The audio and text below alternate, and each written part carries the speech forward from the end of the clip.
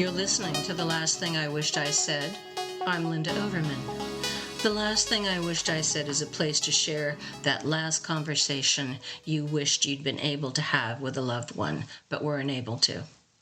Each episode we talk to a different person who reveals their wished-for conversation with a loved one who they lost recently or long ago. Welcome to The Last Thing I Wished I Said.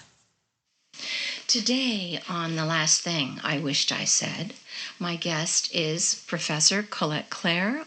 Also, Colette is a metal music journalist, but I know Colette as a former student, which I had the pleasure of teaching quite a few years back. And Colette now is a professor of English and a professor in the Humanities department, and she's a professor in the Undergraduate Studies department, and she trains and hires tutors at Los Angeles Valley Junior College, and she helps run the Writing Center there. So she is a Jane of all trades. Yeah. Yeah, I would say that's fair. But she also has a very active website called Colette Claire, Metal Music Journalist, where she publishes profiles of various rock and roll, and I'll let you take it from there because I know it's not just rock and roll, it's Mostly metal music, musicians, and interviews and CD reviews and show reviews and that kind of stuff. And you've been doing that for... Oh, gosh, like 18 years? Before you were a student of mine, because, yeah, you came to me probably back in 2015 or 2016. I don't know. Yeah, that was actually my third attempt at finishing my degree, which I finally did. Yes, and you finished and got your master's, and you've juggling all these amazing jobs in academia ever since, along with keeping your journalist career going, which is quite admirable. And so Colette was kind enough to come today to my home office, and we are going to have a conversation today with Carol Redmond. Yes, Carol Redmond, who was your maternal grandmother. And you and I had spoken about her on the phone, and I was struck when you said that you were around 10 when she passed on. Yes. But the thing that struck me is you said, you were prevented from going to her funeral, and I thought, oh my gosh, let's talk about that. Well, yeah, it's kind of a long story, but so my family's based in Humboldt County, California, which is very far north. A lot of people don't know what's in California past San Francisco, and it's a good 6 hours past San Francisco, so it's deep in the redwoods. Right. And my family goes back there literally since it was first colonized by white people. Basically, my paternal great-great-great-grandfather was a Danish settler, and he was the first guy to discover Humboldt County, basically. Interestingly enough. So, wow. And then my maternal grandmother's family also were there for at least 2 generations. They owned a ranch. So I don't know if any of you were Yellowstone fans, but I've been watching that lately, and I'm getting a picture of that's kind of what my mom's childhood was like. A little bit, is they had a horse ranch. And, oh my! They showed horses and did the whole nine. It's interesting. Yeah, I didn't see much of it. They had already sold the ranch by the time I was born. Oh, damn! Yeah, sadly, but yeah. So you missed out on all the equestrian. Yeah, recently I found some Super 8 footage in my mom's dresser of my aunt riding a horse, and my grandma when she was young and my mom was a little kid. It's pretty cool. I'll send you some of it. It's wonderful. Really neat. I had it digitized, and so at least I finally got to. She described it so many times. My mom wrote poetry too, and would beautifully describe the fields and the horses and stuff. I finally got to see some of it, which was nice. Fabulous. Yeah. Is it intact now, the amount of land it was, or has it been parceled out? Oh, yeah, definitely parceled out, and the old family mansion has been torn down, and I never saw any of that money. It was spent way before I was born. Damn, yeah. No family money for me, but... Well, now, your memories, I remember I was very struck by, the love you had for your grandmother. Tell us a little bit about your time with Carol when you were a child. So, this is definitely an important part. My grandmother was schizophrenic. Diagnosed, she had been hospitalized in like the 60s when my mom was a child. My mom had a pretty abusive childhood. They did physically fight. Yeah. So Carol was diagnosed when she was... Oh, gosh, she probably would have been late 20s or late 30s. Yeah, my mom was about 10, I want to say. 8, 10, something like that. So just to get a sense, your grandmother passed away at what age would that have been? 58. Oh, she was young. It was 1992. Okay. Yeah. Right. Okay. So as far as you know, she did have this condition that she was struggling with? Yeah, well, when I knew her, she was pretty heavily medicated and had gotten help. And I think she was kind of trying to make amends for what she had kind of done to my mom. Oh, dear. So and also made her a little bit childlike. Right. So she kind of was my best friend from when I was born till we moved. When we moved to Los Angeles when I was 8 is when we kind of... Didn't see her as much? Yeah, I saw her like 2 more times and then she passed away, basically. So she was kind of like a playmate. Yeah. She would watch me. I mean, she was one of my main caregivers so that my mom could get rest or, clean and do mom things. Yeah. And my dad was mostly at work. And so one of the things I remember very distinctly, she taught me to read. Oh. Like, I knew how to read when I got to kindergarten and most of the other kids didn't. Right. Because she actually ordered, like, hooked on phonics type of stuff and sat there with... She wanted me to read and write when I got to school. Wow. So then she was really adamant about it. So, and it did kind of set me ahead. That's always been what I was good at ever since, was writing and reading. Yes, well, you stood out to me, certainly in that way. You always stood out head and shoulders above many of your classmates for that purpose. Thank you. But so she kind of sounds like a playmate, but also... A caregiver, an instructor, and... Yeah. What were the things that you would do together? Would she read to you or help you practice reading? Or all those things, and writing. Oh. I still have this sort of half script, half print handwriting because she just kind of let me write like that and didn't correct it. And when I went to school when I was a little older, some people couldn't read it because it was my own kind of weird way of doing it, that she was like, yeah, go for it. Was it cursive? Yeah. And printing? And printing sort of mushed together. I still write that way. I try not to on the board because the young people now can't read cursive. Yes. The no more teaching cursive, I know. But and then, she was older school, right? So she taught me mostly cursive-ish. Oh. I definitely remember sitting there and writing, when I was real young, like 4 or something. I was annoying, too. I wanted to learn how to read. I just bothered every adult around me. I was like, what does that say? What does that say? Oh. What does that say? What does that tell? My grandmother was like, okay, you're going to learn to read. And just was very adamant about it, but not in a mean way. Like, she made it fun. I remember liking it. So... It's interesting you were saying that she was heavily medicated. What did you understand that at the time? Not exactly. Well, she used to do this thing. So there's times when my parents would leave me with her, right? Like as a babysitter. Right. And she would go out. She smoked. Yeah, and sure. A lot of people. She would go on the balcony and smoke her cigarette and talk to the air. Okay. And that was like the main time when I could tell she was... Well, actually, I didn't know that other grandmas didn't do that.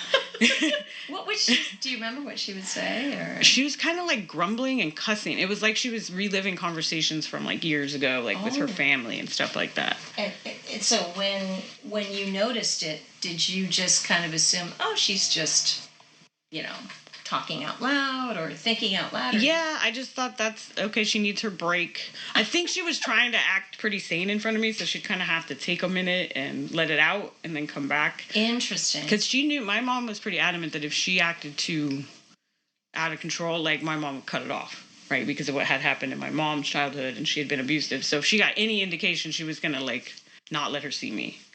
And this was on the ranch at Humboldt, or this was somewhere else? She lived in basically an old folks home, even though she was only like in her late 40s, like maybe early 50s. What we'd call assisted living. Yeah. So she was independent, but in a community. Right, because she was on, like Social Security disability for her schizophrenia. And where was this? This was all in Humboldt County, Eureka. Okay. Yeah. So you could stay in her like apartment. Right. Yeah. Exactly. And what do you remember about that? I mean, the educational part is fabulous, I think. But what else stuck out to you? I mean, I remember she had a big old record player and records. Yeah. And like Sinatra and like funny records, comedy records, and different stuff like that. Right. And, yeah. That's so common in my memory. Right. 33, long playing albums. Yeah, the 45s. big thick records and like Yeah. the little records and Yeah.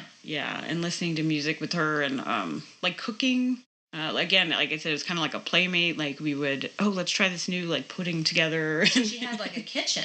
Yeah, like a smaller kitchen, but yeah. And you cooked with her. Mm-hmm. We cook and. She sounds very patient considering what she was struggling with. Yeah, looking back on it, I realized, like I said, she was definitely trying to maintain her crazy so that she didn't get like banned from seeing me. Oh. And also, like I said, I think she really was trying to make amends for Well, I mean, the past. When you say that, tell me a little bit about what you know about her background. Where was she born? I believe she was born in Humboldt County. I know her parents came from like Ohio or something like that. Mm-hmm. They were originally British, I want to say, but they were kind of Midwestern farm people. And did they emigrate from the UK, or was that too many generations? I think that was another generation or two back. Yeah, they were pretty American by that point. Yeah. And they moved to Humboldt, I think, because there was just more cheaper land, because it was, California was discovered later than other stuff, right? So was her upbringing just... What do you know about her upbringing? I guess I should ask you. Definitely she grew up on the ranch. My grandma Carol grew up on the ranch, even more than like her whole childhood, where my mom kind of had half her childhood there. So did your grandma Carol have siblings? Yes. My Aunt Shirley, who is actually still with us. Oh, She's good. in her 90s. Oh, wow. Yeah. And yeah, that's it. Just her and her So the sister. girls were raised on the ranch, and then... Right. Where did your grandmother go to school up there? Or did she go to college? She went to secretarial school. Oh, yes. Well, that's very... Yeah, I think my mother-in-law did, too. She graduated from university, but then she went to secretarial school to get a job. Yeah, that was the thing then. Like, I don't think they even really have those now, but yeah. So when did she actually have a career working in an office, administrative assistant type work, or? She did, I think briefly, more after she got divorced. So she had met my grandfather. Oh, right. Where did she meet him? I honestly don't know the answer. I'm going to have to ask my aunt. Right. My mom's sister is still with us, and so I can ask her that. Did you know your grandpa? Yes. Yeah. He actually lived a little longer, like 15 more years. I was in my 20s when he passed. Do you remember them being together when you were... No. They were divorced when my mom was like 10. Oh, okay. Yeah. Okay. And then my grandmother was left alone with 2 kids and undiagnosed schizophrenia. So your mother had a sibling, obviously. Yeah. My aunt. Sister, and your aunt is still alive, you said. Yes. And so she raised the girls. Yeah, Carol did try to. And she was working? She was an accountant, I think, for a automotive guy or something like that. I think she might have been dating the guy too. She did kind of try to find another husband, but I mean, her schizophrenia was just needed to be, Poor thing. dealt with, basically. What did your mother talk about what it was like, to be raised by your grandma with her illness? I mean, what is your memory of that? My mom did talk quite a bit about it, and looking back, I realized I was like very young when she was telling me these things. Like too young. Probably. Yeah, kind of, yeah. Yeah. But basically, it was kind of unpredictable, right? Like some days she'd be in a great mood, some days she'd be very militant, some days she would come at her with a fist. Oh, poor thing. And what ended up happening was she went catatonic, so she didn't get out of bed for 3 days. And what would your mom and her sister do? Well, her mom called, Carol's mom called and was like, I haven't heard from you guys for 3 days. What's going on? That's your great-grandma. Yeah. Okay. And that story I remember quite well because my aunt and my mom told it to me that they answered the phone and they were like, we don't know. Mom hasn't gotten out of bed. Oh, my gosh. And they came rushing over and were like, and they put her, in a mental hospital. Yeah. For several months. So she really was not diagnosed right away, it sounds like. Yeah. Back then, they were like, oh, walk it off kind of attitude. And people weren't as familiar with mental health. And True. Those places, like, I don't imagine she had a very good time. Like, there was electroshock therapy. Which is so different than it is now. Right. I mean, it was so awful. And now, I know friends, unfortunately, that have had to deal with it. And it's a very different process. Right. Still extreme, but... But it's, people just didn't know, especially in Humboldt County, in kind of a small town, no one knew how to deal with her, basically. And yet she was just trying to be a single mom and raise your mom and her sister. Mm-hmm. Was her ex-husband, your granddad, involved in any of the parental caring, to relieve your grandmother when she was, having episodes? He was, and his mom as well. They called her Granny. She actually was trained concert pianist, but she was a woman. So this is your dad's mom. So that would be my grandpa's mom. Right. My mom's dad's mom. Oh, your mother's dad's mom. Okay. Yeah, Granny, they called her, kind of got more involved than even he did. He was a bit of a playboy. He had a Porsche. He had several girlfriends. So basically... So his mom was kind of taking up the slack of watching the kids. Oh, okay. And, he knew about it. Apparently, there was a time that they went to custody court, and he did try to get custody. And my aunt said that Grandma Carol knew how to turn it on in front of people. She could just act normal all of a sudden. Right. Which is the illness. Right. And so the judge never got to see what it was really like. So, and back then, men never got custody. Right. Yeah. Because what year would it have been that your mother was born? 1954. So again, this is the formative years of your mom, and her sister would have been in the mid to late 50s into the 60s. Right.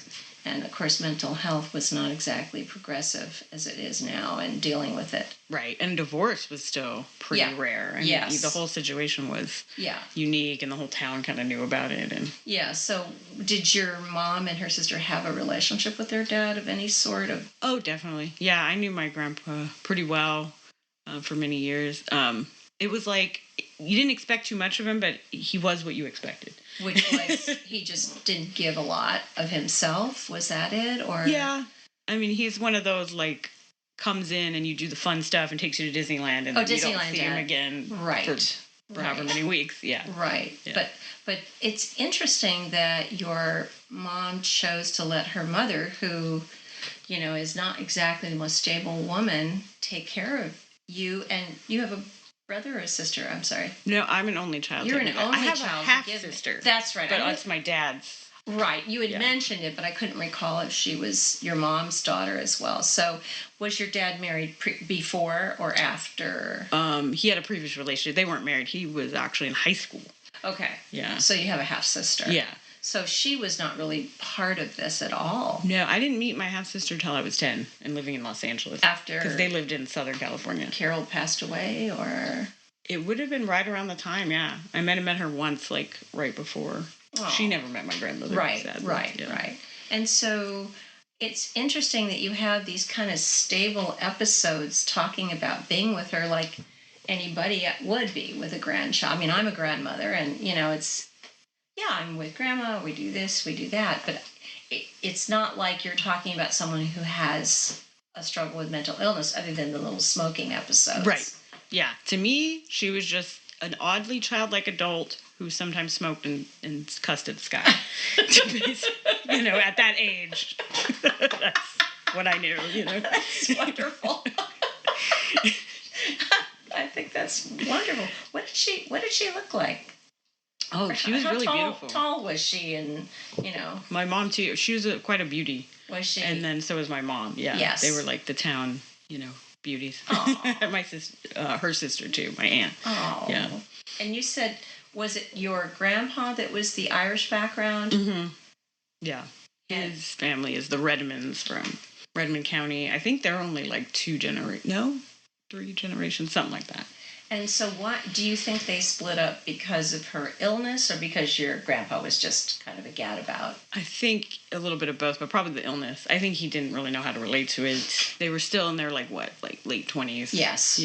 Yes. I'm amazed that she was diagnosed and treated, because a lot of people were untreated.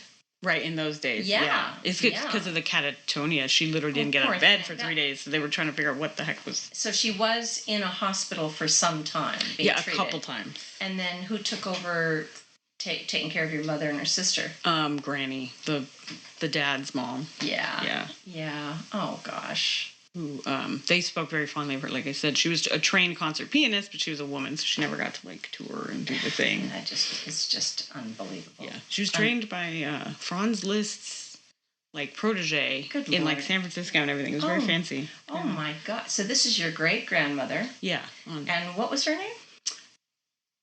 Dorothy Buna. have been her actual name. I was like, wait, it's Granny. No, that's not her name. Dorothy Buna. There's actually streets and stuff in Humboldt County named Buna. B-O... B-U-H-N-E. B-U-H-N-E. Yeah. Oh, that's fabulous. They were the family that discovered the place, so to speak. I mean, obviously there was indigenous people there, but yes, they were the colonizers, basically, of Humboldt County. Of course. Did Dorothy ever get to tour, though, at all as a pianist? No. Oh, my God. That is just ridiculous. That is just amazing. She got to play for my mom and my aunt. Aww. Now, how often were you left with your Grandma Carol? Pretty often. Usually it would just be like overnight, or it would be during the day. She would come over and my mom would be home. She was just kind of getting her break, because my mom didn't have a ton of other help. I realized looking back, that was kind of her only person who was willing to come and like babysit me all the time. So she was working at the time? She was a musician, so she would be writing songs and practicing, and also dealing with her own mental health. Yes. Because my mom was also schizophrenic. I would say it's generational and it's genetic, so it kind of watered down with her.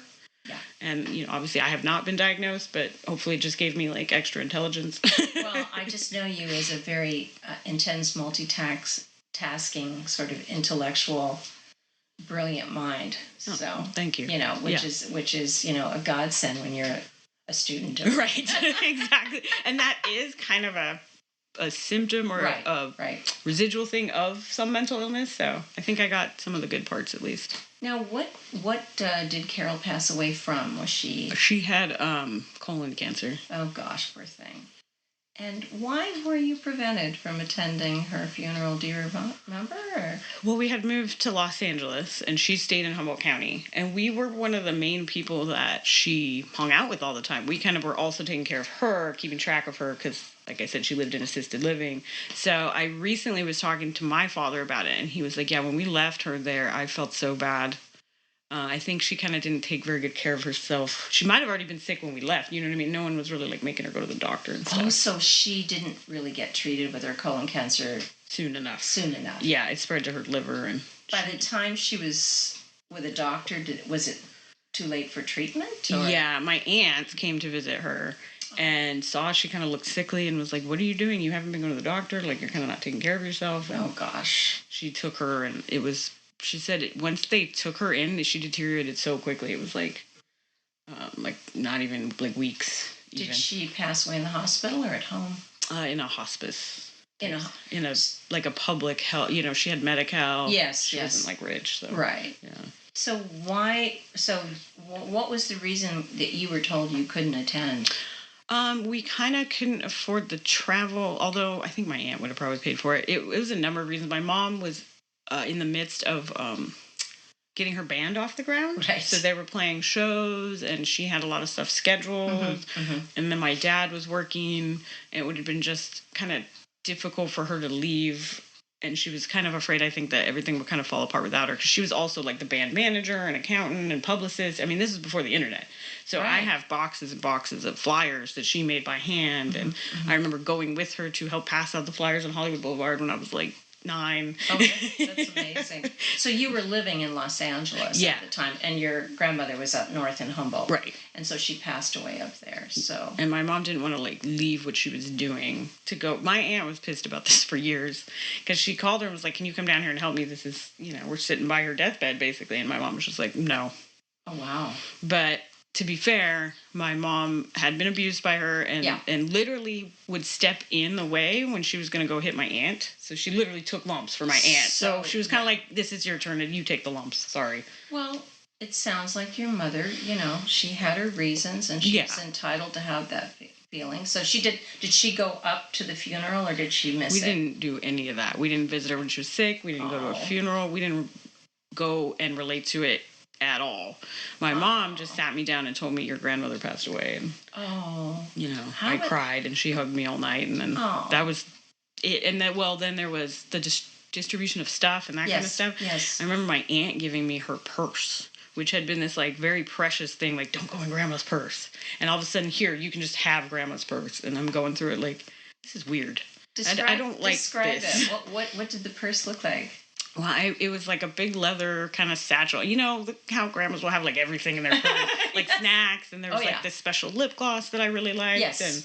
And she was like, "You can only use it when you ask me, and I give it to you, right?"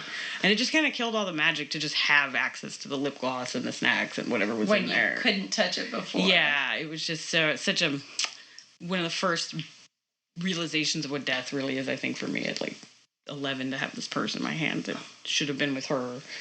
You know, so. And so did you know that she was ill? I think I kind of like vaguely heard tell of it, but not like, oh, we're waiting to hear what happens kind of thing. Like, I didn't really fully understand it. Yeah, and my sister had come to live with us by this point, Oh. and it was kind of chaos because there was like a rock band, and we were living with roommates, and my sister was there, and my mom was like, "I am not leaving you in this chaos, right, or taking you and leaving your dad in this chaos, yes, to deal with this new kid that we don't even know that well." Right. Yeah. So she came to live with you, and so was your grandmother? Is she buried up there? Or? Yes. She is. Actually, like most of my family, both her parents are in the same cemetery, and some of my grandfather's relatives are in that cemetery. I think my grandfather, there's a plaque. He was scattered, but yeah. Yes, yeah. And then my dad's side too, there's a bunch of relatives buried in a different cemetery across town on his side. Did you ever go visit her grave? I did. My aunt took me. And what was that like for you? You were older, obviously. I was like 12. I was still pretty young. Oh, yeah. So it was just one of those where you're imagining all this messed up stuff about what they might look like. Yeah. Right. I didn't really... She had a gravestone? Yeah. Do you remember what it said? I remember my aunt had a black like rose put on it in like, it was like marble or something. I thought it looked cool. Oh, you did? Yeah. I remember thinking, that's a neat design. Like, it speaks to kind of who she was, because she was kind of artistic and smart and stuff too. So. And so how old was she when she passed? 58. That's right. You did say that. I'm sorry. I actually just figured that out the other day, exactly how old she was. I did the math. She's so young.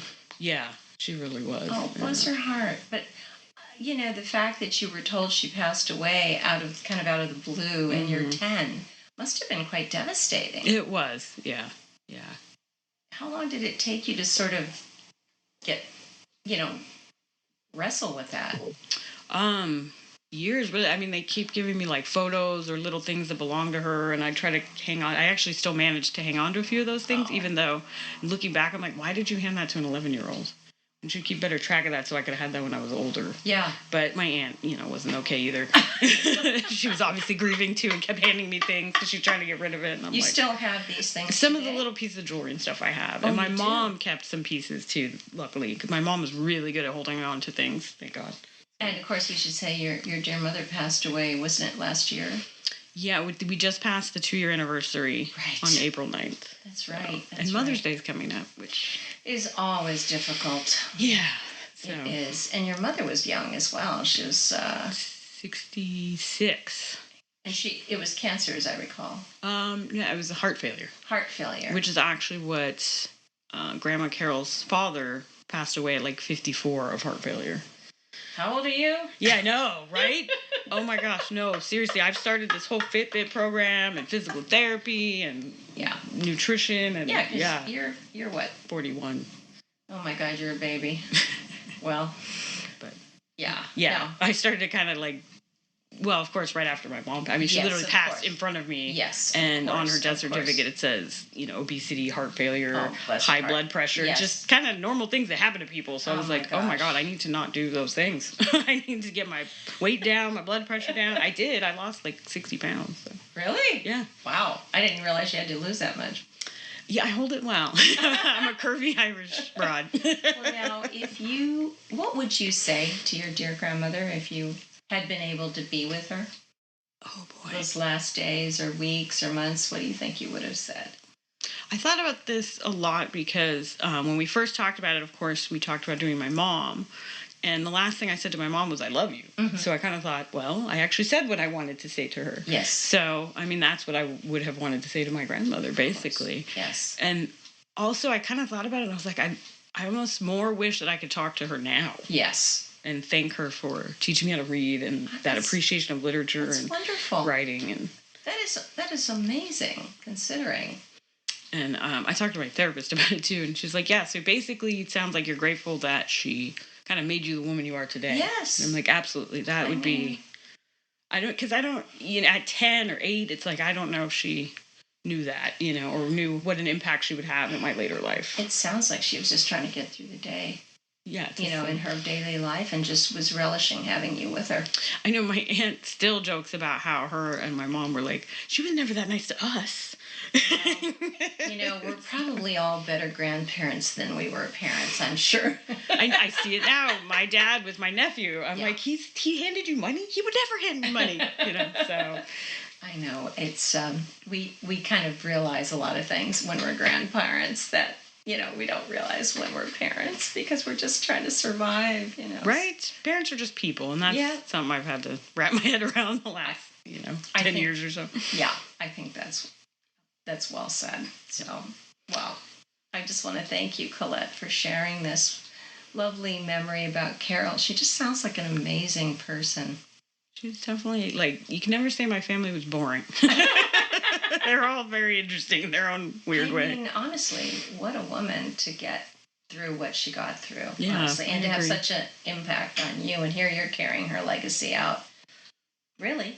Yeah. Yeah.